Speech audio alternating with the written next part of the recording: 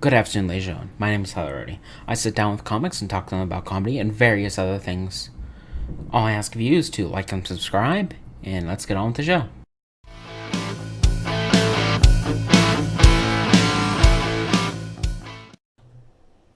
Good afternoon, ladies and gentlemen. I'm right now sitting down with Rick Corso. How are you doing? I'm good. So you are a comic, obviously. Why don't you tell us a bit about yourself? That's the question. Just tell me Yeah. about myself. Just do all the work for you. Just you show up with a microphone and I give you my bio. Shouldn't you have some leading question? Shouldn't you have done a little research prior to this? Maybe ask me a specific question Well, I about know something you're Italian. you already know. I know you're That's from true. Jersey. Yeah. Come on, be the interviewer, man. I gotta give you my whole life story. You gotta narrow it down. What I mean. All right. So What is the demographic of your listener? Who do you want me to appeal to? basically anyone over 15. Over 15. Over Well, 15. that narrows it down, doesn't it? Yeah. See, I think part of product branding is knowing who you're trying to get. Well, You're the not problem gonna, is if you go for too young, that really young people don't like comedy. If you try to go for too old, then you. So it's a comedy podcast then. Yeah. It's a comedy podcast about comedians. Yeah. Basically, it's just bringing comedians even further down to earth than they already are. Further down to earth. That's figurative, right? Yes. Okay. Um, yeah, I mean, So, like, a lot of who I am comes out on stage. So I would say, you talk about what you know, and I really would anticipate a more specific question than tell me about yourself. That's, you know what I well, mean? it's basically just a general. What is it that you would want to know? Well, I mean, how about let's do this? What was it like being a Italian born in Jersey? It's great. Where I grew up in a very Italian neighborhood. Everybody that I knew was Italian American. Most of my high school. So sorry about the squeaky chair. Until I moved away, I just thought the rest of the country had that same demographic. I thought it was just like filled with Italian immigrants, even though I was, third generation. Like some of The Sopranos is shot in my hometown. It's just such an Italian area that it was great. It wasn't because it was Italian. It's because it was a different time. I'm 58. Yeah. And growing up in the 60s, being a young boy in the 60s, left the doors open. Everybody went to the park. You didn't have to worry about. There was no play dates. Everybody just showed up somewhere. Yeah. And there was no. I guess crime was. New York City had crime. We were 10 miles away from there, but I just, I don't know how anybody brings up kids today in that in a less safe world. I personally don't believe it's less safe. I think people are just acting more cautious. Okay. Because, a lot of people, there was no social media back then. Mostly it was just the news, and even then, information didn't flow like wildfire like it does now. So back then, you didn't have as much like, someone in this place just got shot, or someone in this place just got shot.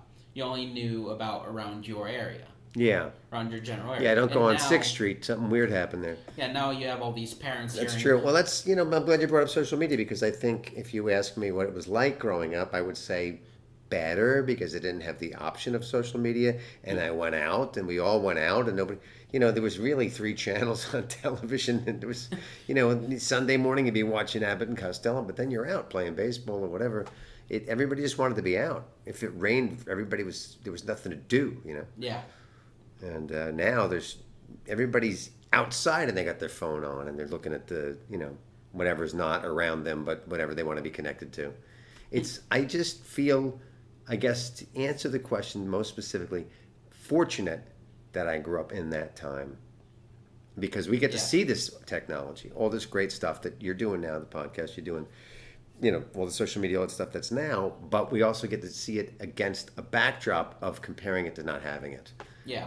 Where most, not people, most of the younger generation don't know what it is to not have electronics. They grew up They call them in iGen electronic because field. there was Generation X, Y, Z, Millennials, and now this new generation are called iGen because they grew up after there was no chance of them not having a smartphone. Yeah. They were born after that. So They call them iGen. I was reading a book about it. It's very, very interesting because I don't know how you come back. How do you want to go out and Yeah. play baseball when you got all this great stimuli without even leaving your house? I don't want to leave Yeah, my house. just go on your phone and then you can just look and see what the person had for breakfast this morning. Or if you want to be more realistic and not boring, you can actually like play video games. You can even play games on your phone. Yeah.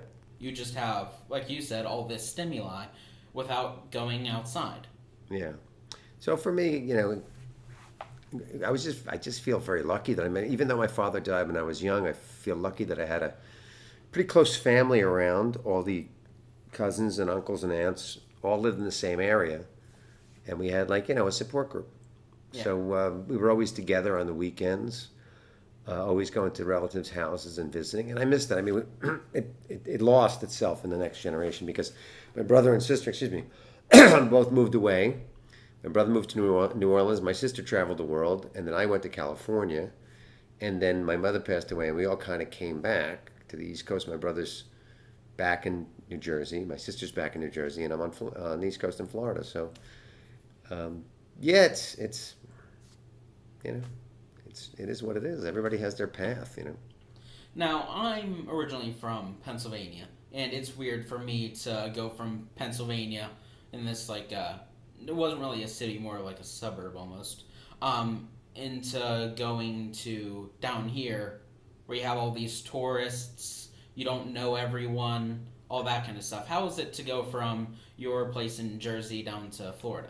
Well, I had a lot of stops along the way. First thing I did was I went to college for engineering. I got a degree in civil engineering, and I got a job in Washington State. So I already had my, exposure to a different reality because Washington State, all right, let's go to Seattle. I go to Seattle. I grew outside of New York City. That's the big city. When you can see the size of New York, where's the rest of it? Yeah. And then, so I lived in Washington State. Then I got a job in Cincinnati, another engineering job. And then I moved to Atlanta because I didn't want to be I was working on nuclear plants, the construction of nuclear plants. Yeah. And I didn't want to be working on those types of construction jobs because they don't build them in places that I like to live. They need to they build them out in rural areas where, and I like the city and I like living, I grew up next to New York City. So I had a friend who had a job in commercial construction in Atlanta and moved in with him, and I was looking for jobs. And in the meantime, I got one more engineering job, like a short-term thing, but I had been doing stand-up in the middle of that. Yeah. And I got that last job. It took me out to California. After a couple of months, I got fired. And I just stayed in California and did stand-up full-time because I just took it as a sign from God.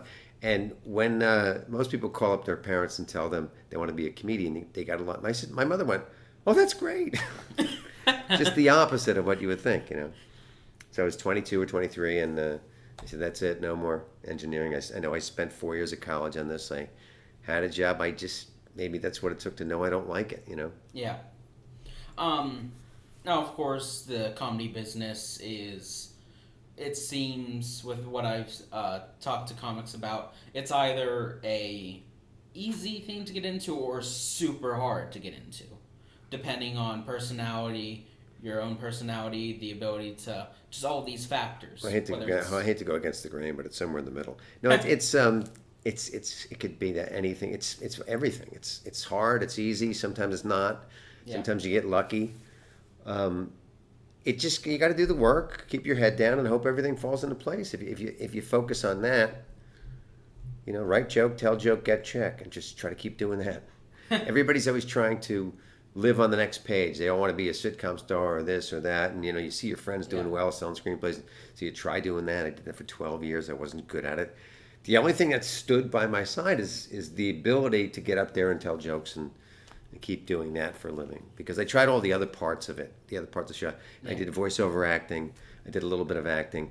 I did some commercials. There's such a long line of people that want to do that, but there's not a long line of people that are willing to get on a plane or get on a ship and go away from home for a week or 2 weeks or 3 weeks at a time and then come back and not really have a life at home. That's what you sacrifice. And a lot of people end up getting, if you get really good and you do get a sitcom, great. But then you got a sitcom and you're working 16 hours a day and you're not home anyway. Yeah. How was it to I'm sure you see a lot of younger, newer comics coming up every day. How was it from your perspective coming up as a comic uh, whenever you did versus like today? Well, I really can't speak with great knowledge on that because I don't really see them today because I'm off working somewhere else where they don't have Yeah. the new comics. But I mean, or if I work here, they'll be like, well, Cooter's usually opening, so he's not new, and Mick's certainly not new. Usually it would be the new guy that would be in the first spot. Yeah. Or you'd be at a showcase club in New York or LA, and there'd be all the sign up people that are trying to get on. So I just don't see them anymore. I know it's harder now. I know just from talking to people, this is secondhand knowledge, that it's a lot of doing it in coffee shops and stuff like that. And it was probably, I'm guessing, easier because I hit right at the sweet spot. Early 80s, it was growing. Clubs were popping up because people didn't want to pay to put rock and roll in a venue. All they had to do was put a mic and lights, and you had a room you could pay a cover charge, and comic would talk, and you'd get him in and out of there fast. And I mean, that's how the comedy boom started. Yeah. And then TV and the Comedy Channel took off, and got to the point where it got oversaturated. Then the clubs kind of died a little bit, and then the ships started using comedians, and that's where I went. You know. I'm sure you go to many comedy clubs not every week maybe, but Not anymore. No, that's actually I used to, and then I've been on the ships for 20 years, and the last 20 years I do one or two or three clubs a year, and I'm very selective because I don't like doing them anymore because when you're on the ship, it's your own show. You just do your show, and you don't have to worry about who you're with or the guy in front of you ruining the audience or going too long or them. Here's great about this club is they don't drop the checks. That was always a killer. The checks come down. You're trying to build to a big finish, but here they do it afterwards, which is great. But all those things and getting to the gig. But I may start doing them again now because my sister's a pilot and I get to fly for free. So it might free me up to do some gigs I normally wouldn't do. Because I like doing it, and I like not being stuck on a ship for a full week because you're just not tethered to anything. So other than just like from what it seems with on ships, not having other people doing a show before you, or like as a setup of like here is the MC. Well, here one of the reasons I work here is the show in front of you is always going to be good. Yeah. Everybody at the club's nice. That's what I'm saying. I'm so selective now. I don't. There's some clubs in Florida that I was working. I go, I just can't go there anymore. It's not, waiting around all night, and then there's, sometimes the bar is right in the room instead of in the other room, and all that stuff. So, no blended drinks during the impressions, that kind of thing. As soon as you do the one that has to be really quiet, they hear, that kind of. I remember the clubs in the old days, the improvs, because the bar was in the room. They had the blender, and then they built a soundproofing box around the blender. That's their concession. We have a show going on. So you play guitar, correct? Yes. And do you play guitar in your show, correct? Couple things, couple of songs. What got you to playing guitar in a comedy show? Well, for me, I played the guitar first, and I stopped for a long time, and then I was on a ship, and I picked up somebody's guitar and I played, and the juggler said to me, "What are you doing? You should be using that in your show." I go, "Nah, I just like playing." And then for about 10 years, I would travel with that Strat and just play in my cabin and sit in with bands. Like if there's a trio that didn't have a guitar player, and I was just extra, I would go sit in with them. And then I just got better from playing all the time, and then I said, maybe I should use it in my act. I've been playing the guitar for 50 years. Yeah. So it took me a while. It took me like 40 to get in my act. I'm not that quick. Yeah. So of course here at the Comedy Cabana, you get a condo to stay in. What do other clubs give? Is it like as good as this? Is it worse? Is it? It's everything. I've been in better than this, but not many better than this. Sometimes you get a nice first class hotel, but most of the time they're not this nice. Usually they're a 2-bedroom, and then the headliner would stay in a hotel or a 2-bedroom, and there'd be a local MC. I actually wrote a play once called "This Gig Sucks," and it took place in a comedy con. It was just the 3 comics fighting with each other. But yeah, I like to bring pots and pans just to have extra stuff so I could make sure I have enough to cook with. Yeah. Like last time I was here, no, I'm going to bring my own knives, and then I forgot, so I bought a new knife this time. I like to cook. I like to, because when I'm on the ship, I can't. Yeah. So this is like being home almost, you know? So you like to bring home to your... Yeah, because I'm driving, so I bring 2 guitars, I'll bring a whole bunch of stuff that I normally would be able to fly with because it's too much stuff, you know? And then you have your sense of place. Yeah.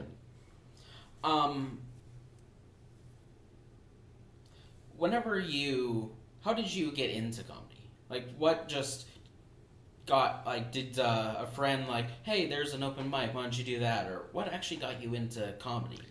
Well, I was always funny as a kid, funny in college, and I was telling you about those engineering jobs. I was between my second and third engineering job, and there was a contest. It was a contest to see who could best portray a Saturday Night Live character. And it was in Atlanta. I was living with a friend of mine. And I did a great Father Guido Sarducci impression, so I thought it was an impression contest, but I find out it's just a costume contest. It's like, oh, and I worked on this routine. I was going to do Father Guido Sarducci. All right, so then I was all set for that. And I go, let me do it at an open mic. And then it was like some other contest, like the Great Southeastern Laugh Off or something like that. And you had to audition just to get on stage, and I auditioned, and they laughed, and then I got on stage, and I did great the first time. I fell off the stage. These guys picked me up. It was really funny.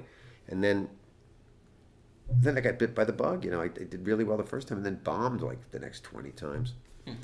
Something about that energy from trying it for the first time, and then you get a little bit full of yourself because you think, oh, I could do that. And you get a little overconfident, and then the next 20 times you just got to try to get back to where you were. Yeah. Now this one's this is a curiosity. A lot of comics have usually merchandise.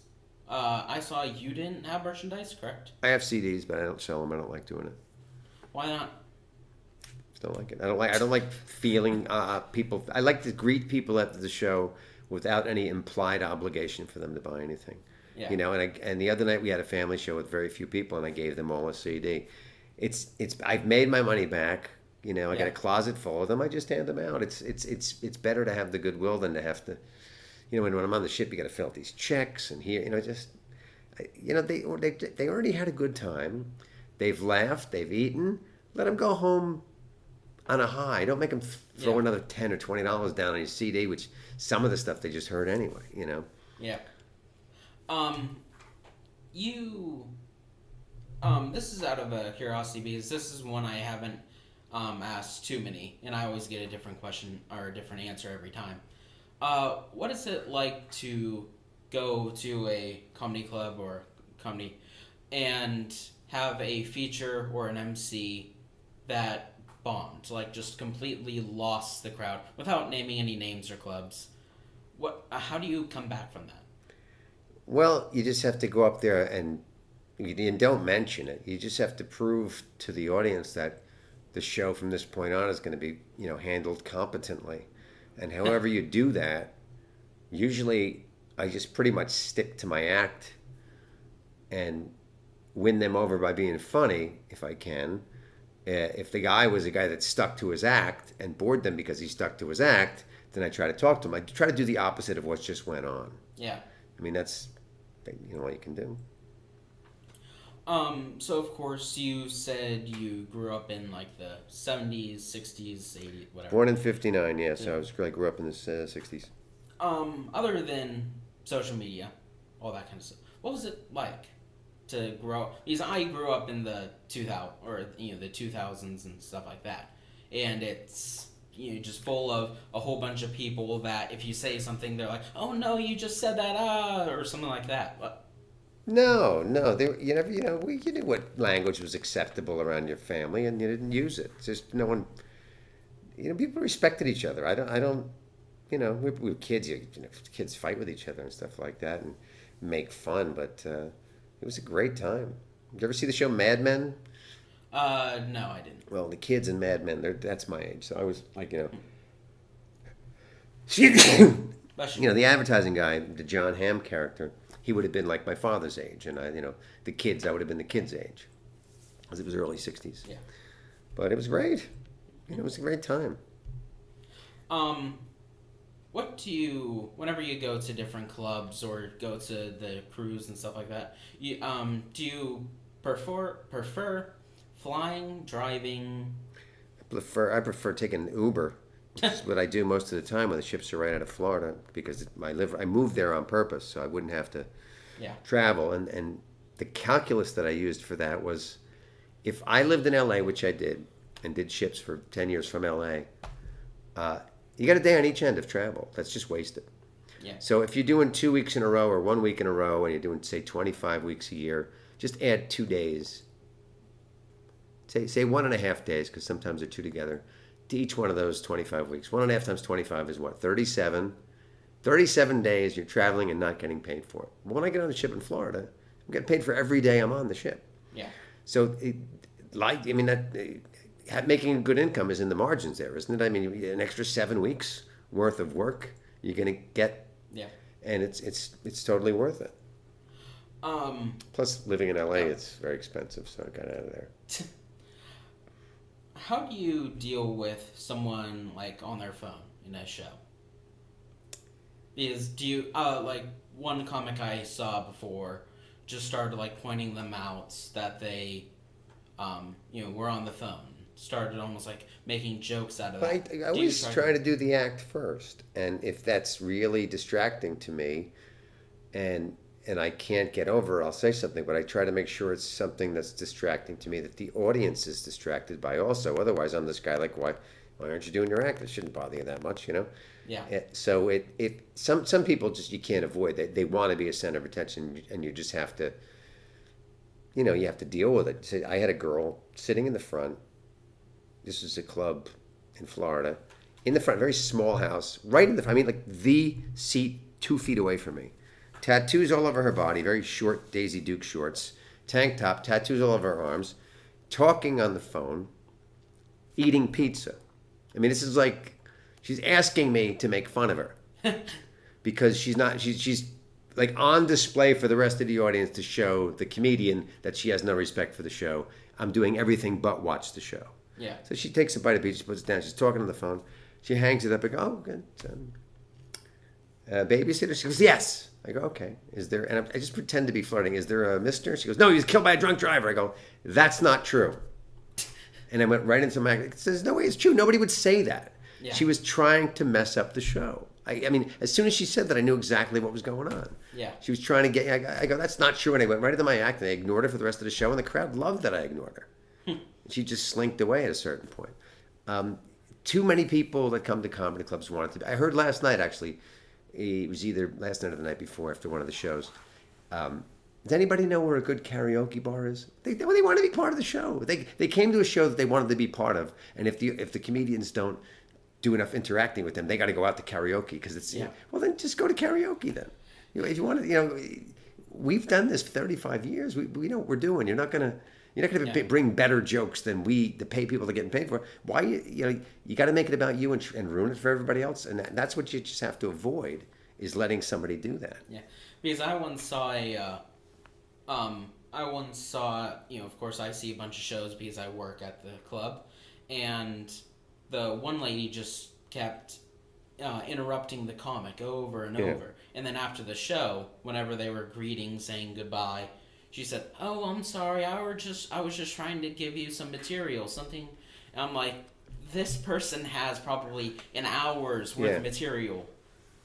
Well, she's being disingenuous. She's not. She says that as a cover for her own desire to be the focus of attention. Yeah. Yeah. It's a lie. It's a complete lie. She's saying that, but it's not true. She knows it's not true. Or if she thinks it's true, she's an idiot. As a nice final question, what's some advice for a newer comic? What's something that even older comics might even be able to follow? Well, that's the Jay Leno advice, right? Joke, tell joke, get check. Just keep it simple. Keep writing jokes. Mm-hmm. The more you do that, the better you get at writing them. Keep getting on stage and telling them. The more you do that, the better you get at telling them. And that's all it is. It's do the work. Don't let anybody, stay in your lane. Don't let anybody You stay on the highway. Yeah. Don't take an exit. Just because if you stay on it, you're going to get there. To whatever level, you'll find your level. And usually it's the level you're happy with. People that excel, in my opinion, from what I've observed, are people that really want to make it. I don't want to be famous. Yeah. I just want to make a living.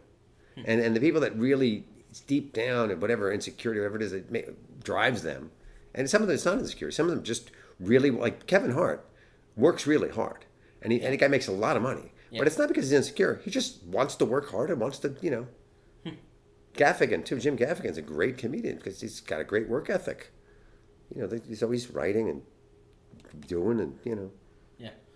All right. Well, I thank you for being here and talking to me. Thank you, Tyler. We shake hands at the end. All right. Ladies and gentlemen, please remember to like and subscribe, and I'll see you again soon.